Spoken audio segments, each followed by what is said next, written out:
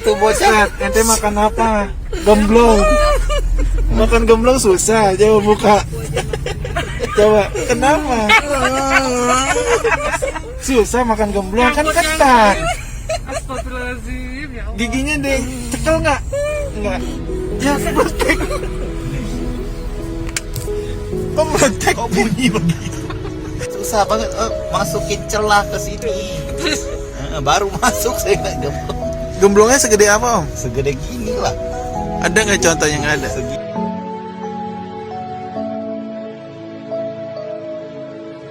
Ya Rasulullah, Ya Rasulullah.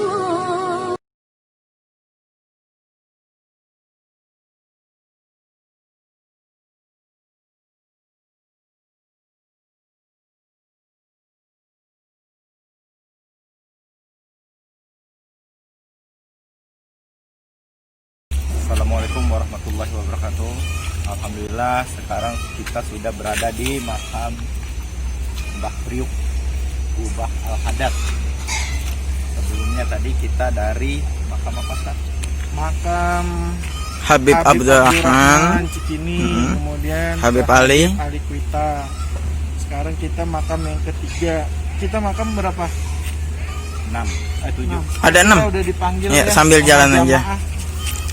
Kita total ada 6 makam. Ini makam ketiga, berarti setelah ini kita ke Marunda.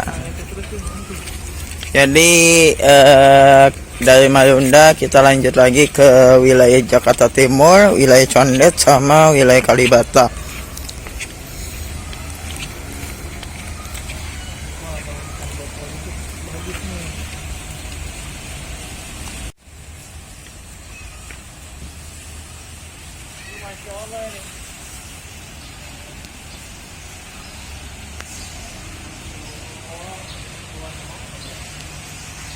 Assalamualaikum.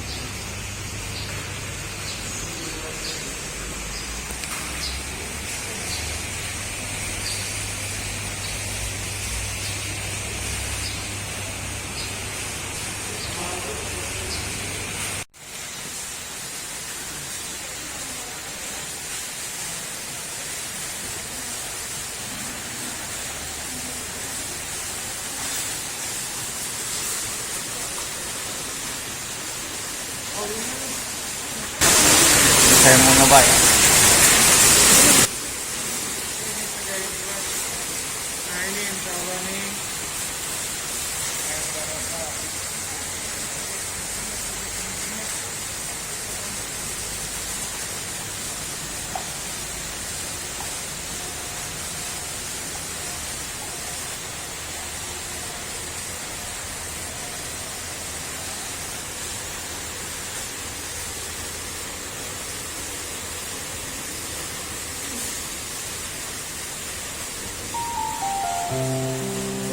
Ini adalah sumber mata air yang berada di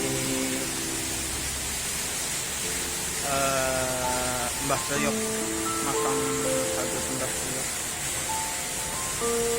Nah, kira-kira ketika tadi ziarah kubur nih, kamu kan tadi tuh nangis tuh di makam Habib Abdurrahman di Cikini. Itu apa yang kamu bayangin tuh?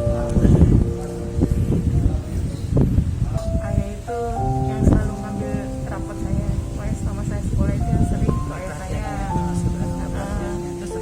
Kemudian dia tuh selalu ingin anaknya itu sekolah di sekolah yang lebih banyak ilmu agamanya. Oh, jadi kelas inspirasinya untuk agama ya, karena kita di pendidikannya. Oke, keren banget. Terus 94. Pada waktu itu Epek lagi usia berapa tahun ya? 5 April 94 itu saya kelas 3 SMP. Waduh, masih kecil banget ya. Terus untuk kasih saya itu ya. 3 SMP berarti ada tidak kenangan yang Epek rasakan dalam waktu singkat di SMP itu? Berarti sekitar 14 tahun ya Pak ya? Atau 15 tahun. Oke, ada kenangan yang terindah nggak yang Epek rasakan dari ayah ini? Kenangan indahnya Epek? Kalau kenangan banyak ya, banyak. Apa contoh yang paling berkesan banget? Yang paling berkesan ayah saya adalah ayah yang sangat baik. Pada waktu di makam Abdurrahman saya peluk, saya suruh baca surat Nabi, saya suruh istighfar, sehingga efek baru bisa tenang. Apa sih penyebab? Apa yang dibayangkan efek pada saat itu? masih kecil saya. Kenapa? Nih, Masya Allah sahabat RQ nih, dia nih bertiga selalu apa-apa. Ayo baca salat dulu, istighfar. Meninggalnya saya mendadak waktu itu karena kecelakaan. Pada saat ayah saya meninggal, saya sedang ujian akhir sekolah. Allah. Itu hari pertama. Dan sebelum ayah saya berangkat, nggak biasanya dia ke kamar, dia anak-anaknya, dia pandang anak-anaknya. Udah nggak biasa. Ternyata itu petanda. Dan anaknya. Itulah Allah terkadang memberikan sesuatu pada orang yang begitu soleh ya. Pada saat, tapi kita tidak membaca isyarat itu ya Pak ya. Tidak bisa membaca isyarat itu, ternyata itu adalah pertemuan terakhir pada ayahnya. Tapi ayahnya bisa melihat itu adalah tatapan terakhir, dan disitu dia berdoa. Saya yakin dia berdoa untuk anak-anaknya supaya anak-anak ini menjadi anak yang soleh dan soleha dan berhasil sukses di akhirat. Saya yakin orang tua itu tidak akan lepas doa itu.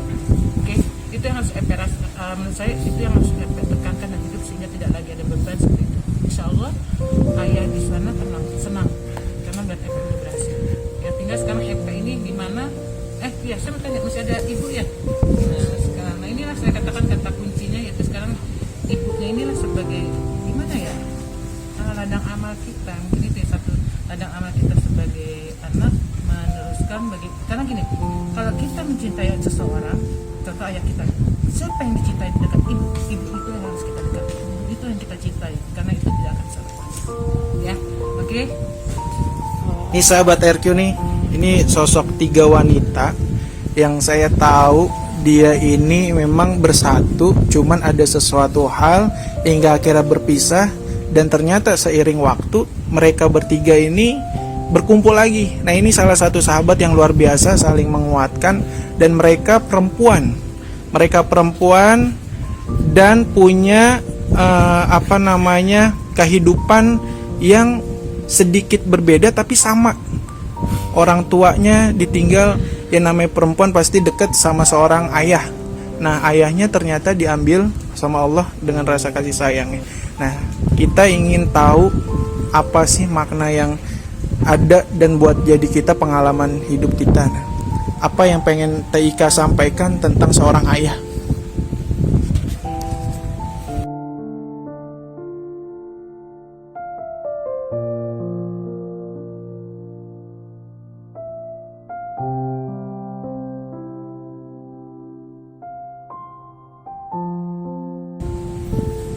Ayah itu pahlawan. Berjuang untuk anak-anaknya tanpa mengeluh.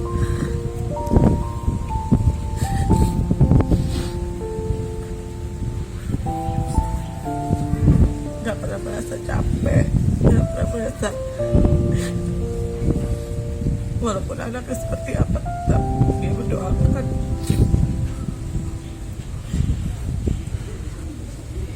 Inilah sahabat IQ ya, yang namanya seorang wanita itu lebih dekat pada ayahnya.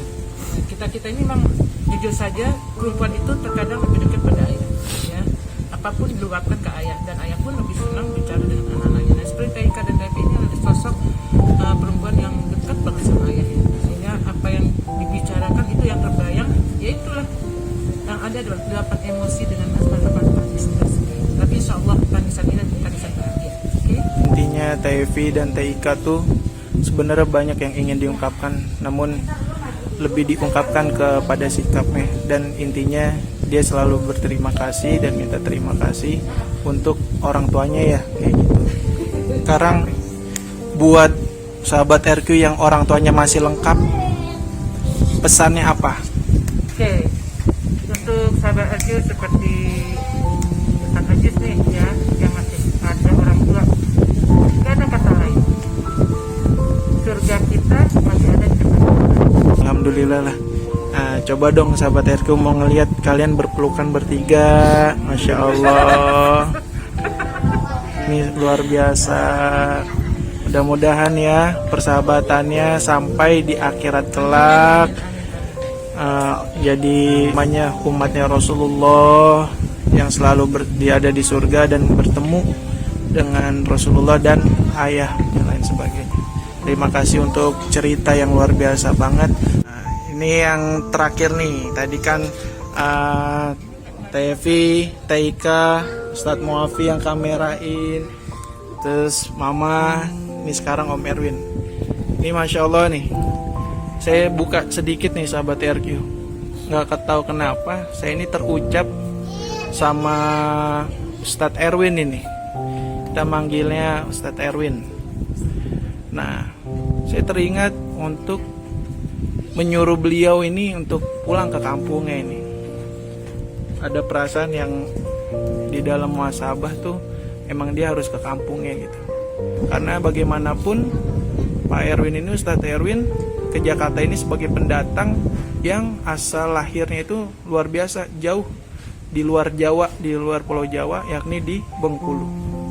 Nah, ini yang kita ini. Coba Ustadz Erwin, historinya gimana? Ketika itu ada sahabat saya, Ustadz Ajis RQ. Ketika itu dia alhamdulillah telah melakukan muhasabah. Nah, saya nggak tahu ketika di dalam muhasabahnya itu tiba-tiba dia bertemu dengan orang tua saya. Saya juga nggak ngerti apakah beliau meniatkan seperti itu, apa tiba-tiba juga datang di dalam muhasabahnya. Beliau mengatakan, saya melihat orang tua ente, mak ente sedang berada di tempat yang bukan di kamar. Dan saya tahu tempat itu memang bukan di kamar. Nah, dia melihat orang tua saya itu seperti bengong, seolah-olah sedang menanti kerinduan yang mendalam. Tapi saya yakin sahabat saya itu tahu kalau itu sudah mendekati, karena dia itu bertemunya di dalam muhasabah ya. Tapi dia tidak terlalu dalam menjelaskan ke saya. Dia hanya mengatakan, kamu sebaiknya bagaimana caranya kalau bisa pulang menemui orang tua. Ketika itu saya termengun aja, sedih saya, ngembang air mata. Saya ingat orang tua saya karena ketika itu sakit dan sedang sakit. Ketika itu dia lagi dirawat oleh adik saya yang paling bontot, sakit. Kurang lebih dia sakit banget sakit itu ya hampir sebulanan lah. Tapi tetap kita komunikasi. Dan 3 hari sebelum beliau wafat, saya wafat sempat berkomunikasi. Dia mengatakan bahwa badannya itu sudah enakan dan sudah mau makan. Mak, saya manggilnya mak ya, ibu saya. Kangen sih ya kangen. Ya itu tadi sudah disampaikan, namanya kita merantau, nggak bisa kita buru-buru harus pulang setiap saat. Tapi rasa kangen itu karena sekarang sudah ada namanya media elektronik ya yang alat canggih. Nah, paling kita telepon, pengen melihat wajah beliau ya kita video call. Itu aja, itu alhamdulillah sudah mengobati rasa kangen kita. Begitu juga beliau, tapi tetap yang namanya kita harus ketemu yang namanya berpelukan, menyentuh tuh orang tua itu perlu. Tapi mohon maaf, selama hampir 11 tahun ini walaupun saya selalu menghubungi, telepon, berbicara, ngobrol enak gitu, video call, tapi ada sesuatu yang tidak saya dapat, yaitu tadi sentuhan, pelukan orang tua itu. Yaitu tadi kita mau ngomong gimana, namanya kita jauh jaraknya, nggak bisa kita setiap saat pulang. Tapi ketika ibu saya sudah nggak ada, baru itu penyesalan itu datang pada diri saya ya. Karena apa? Ketika waktu darurat saya bisa pulang. Kenapa ketika waktu tenang-tenang, ketika ada senggang, saya nggak kepikiran untuk itu. Di itu lain juga ya, karena jarak jauh, waktu kemudian juga biayanya lumayan juga. kalau kita paksa seharusnya bisa gitu. Itu yang saya sesalkan itu Pak. Orang tua saya meninggal ya beberapa minggu yang lalu, masih baru juga meninggalnya ibu. Sedih, jadi bilang sedih ya sedih karena apa, ketika saya di kampung saya lebih dekat dengan mak, bukan berarti saya nggak dekat juga dengan bapak gitu, tapi lebih dekat banget dengan mak. Ente apa sih kenangan yang dalam arti itu ente dewasa itu di luar konteks pengasuhan ibu itu? Ketika selama 11 tahun itu memikirkan nggak? Saya berpikir dan saya selalu ingat pesan ibu saya. Dia selalu berpesan, selalu berbuat baiklah kepada orang lain. Bagaimana caranya? Karena apa? Karena jangan kamu berharap orang yang kamu berbuat baik kepada dia langsung berbuat baik kembali baik kepada kamu, enggak. Setidaknya nanti kepada anak-anak cucumu orang membalasnya. Dia selalu berpesan seperti itu, dan beberapa 3 tahun terakhir ini dia selalu mengingatkan kepada saya, adik-adik saya, kalau bisa kamu sholat tepat waktu. Itu aja dia pesan. Ustadz, ini kita omongan laki sama laki. Seberani-beraninya saya tuh, saya pernah ngungkapin ke ibu saya tuh, Mah, dulu pernah nggak nimang AA itu? Terus dia bilang apa? Pernah. Nah, terus aneh bilang, suatu hari nanti saya pula akan ngangkat mama itu. Terus dia bingung, mikirnya apa? Emang AA kapan mau ngangkat mama? Ada 2, ketika sakit sama ketika mau ditaruh di liang lahat. Itu sontak nangis semua tuh. Nah, ketika memikirkan seorang ibu tuh, pasti nggak ada tiada tara rasa yang sungguh luar biasa lah kehilangan gitu. Nah, buat ente nih, kalau di depan sekarang nih, di depan ente nih, kalau ente ngebayangin di depan ente ngebayangin matanya, wajahnya, tangannya yang luar biasa buat cari makan anak-anak ya ketika itu, kakinya berjalan buat cari rezeki buat anak-anak. Di depan ente nih sekarang misalnya ada ibu ente, ada emak, apa yang ente pengen sampein nih? Selama ini ente nggak bersama, soalnya dia pengen tahu dari hati yang paling dalam ente mau ngomong apa itu buat emak.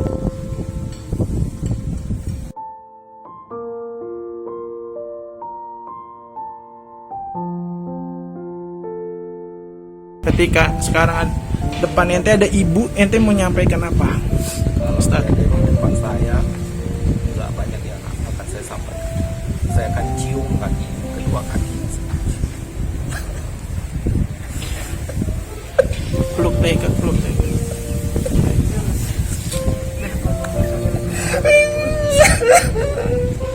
Bayarnya saya tidak ketemu. Sini.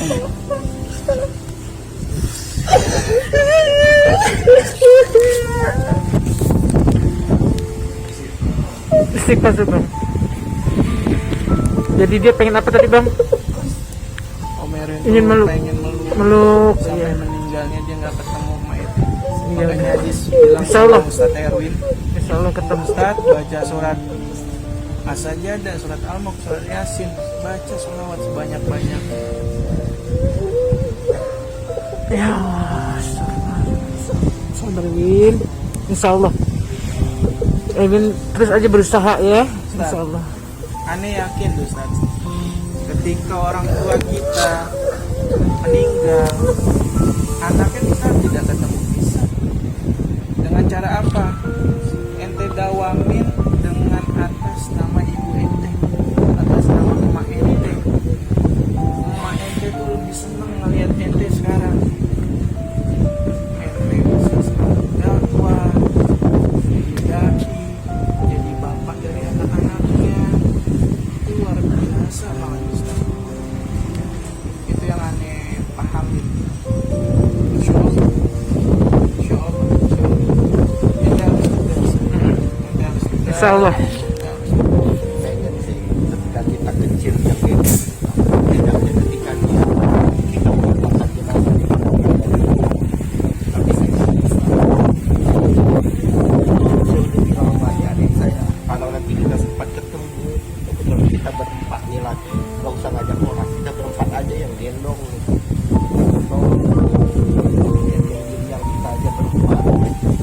tapi orang lain yang dibawa.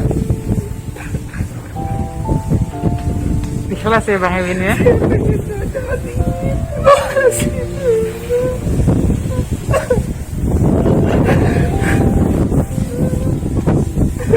Belajar setidak-tidaknya belajar di bawah saya. Terus lapin aja Bang Ewin.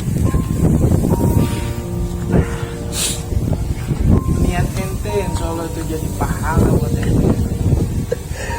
Ini semua udah rencana Allah, udah rencana Allah. Cuman disinilah sahabat RQ semua, Evi, TK, Om Erwin, Mama, Ustaz Muhammad, Ustaz Erwin, pelajaran berharga buat saya yang masih punya titipan orang tua dari Allah. Bagaimana caranya?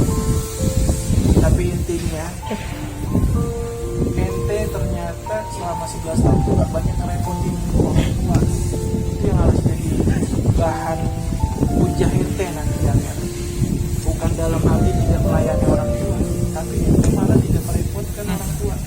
Banyak anak yang dekat sama orang tua, tapi dia ngerepotin pikiran orang tua. Tapi ente enggak. Perkara ente niat mau ngazani, mau dengan adik-adik ente berempat mau naruh di dalam yang kubur, yang lahat, itu tidak tercapai, itu udah bukan urusan ente lagi, itu udah jalannya Allah, takdirnya Allah ya. Yang penting ente bisa bertemu dengan sekarang gimana caranya? Ente udah ada titipannya bapak masih ada, terus istri ente, anggap istri ente itu kayak ibu ente, anggap Kayla itu sebagai ibu ente, itu dibagi catatan itu seperti itu ya. Mudah-mudahan Ustaz Erwin hidupnya Masya Allah, dengan Masya Allah lah, pokoknya dari Bengkulu ke Jakarta itu bukan perkara yang mudah. Histori ente jauhnya luar biasa. Sekarang apa yang pengen ente ucapin? Mudah-mudahan Allah dengar semua, kita dekat banget perkaranya ini. Iya. Apa yang ente pengen ucapin ke ibu, terutama ke ibu ente? Saya akan minta maaf, karena saya menyadari saya banyak salah. Namanya seorang harus memaafkan.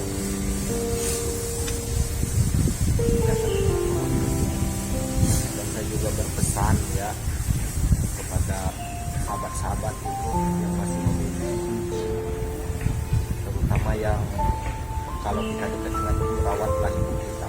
Kalau jauh, setidaknya gimana caranya kita usahakan untuk pulang nengokin. Karena apa? Kalau kita di dalam kesusahan, kita meminta doa dari ibu, insya Allah langsung makbul. Tapi kalau udah nggak punya ibu, kita minta doa sama siapa? Doa yang mustajab. Ini benar sahabat RQ ya. Doa ibu itu bisa mengalahkan 40 wali. Makanya itu sangat luar biasa. Kita yang masih punya orang tua, Komering juga masih punya titipan, Muhammad juga masih punya ini, saya juga itu jadi ladang pahala buat kita. Intinya orang tua itu harus diberikan perhatian, bukan materi yang banyak, bukan, tapi butuh perhatian.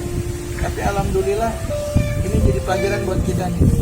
Posisi Om Ustadz Erwin jauh Bengkulu sama Jakarta, silaturahminya dengan cara memadai, dengan cara apa? Video call.